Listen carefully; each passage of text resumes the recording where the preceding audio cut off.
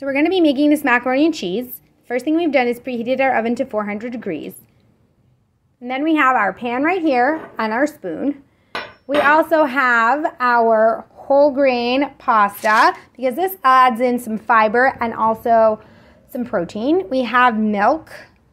We're going to use cheddar because it's drier, and also it will make the macaroni that nice orange color that people expect for macaroni and cheese.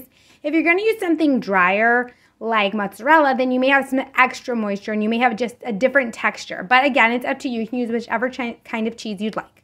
Okay, so now we're going to show you how to put this recipe together. Okay, so first we're going to start by pouring our whole grain pasta into the cooking bowl, into the pan. And this actually makes there one less dish for us to have to wash. And then we're going to pour in the milk and make sure that our pasta is completely submerged. So we want the milk to really cover up all the pasta. And here's where we're going to add in just a little pinch of salt for some flavor. If you want to add in any sort of herbs, like some dried basil or some parsley, you can absolutely do that right now just to add a little bit of a different flavor. And again, we're going to mix it up, make sure the salt gets all mixed in, and then we're going to make sure that our pasta is completely covered by the milk. Now, once our pasta is covered with milk, we're going to take the cheese and we're going to sprinkle it on top of the pasta to cover up all the pasta.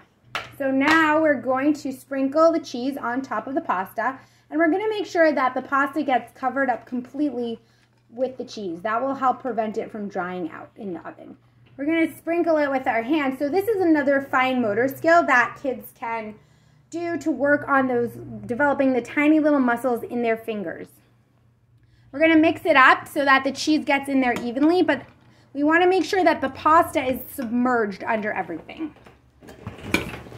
So this may be something that an adult has to do just to make sure that the pasta is covered up by the milk. That way it will bake. If you have any pasta sticking up, it might get a little dry and crispy in the oven. It's not a bad thing, but you may have some members of your family who don't like crispy. So now we're just going to put this in the oven uncovered for 20 minutes. So we just pulled our mac and cheese out of the oven, and this is what it looks like. If you still see some liquid bubbling up in between the pasta, you might just need it to sit for another minute as the liquid absorbs. Okay, so now we're ready. I'm going to take a scoop of that and put it on a plate. Okay, we're going to take a scoop, and you can see what it looks like in the middle. That's it, nice and cheesy mac and cheese. And you can see the bottom of the pan should not have any excess liquid. So if you do see excess liquid, your mac and cheese just needs to sit for another minute or two.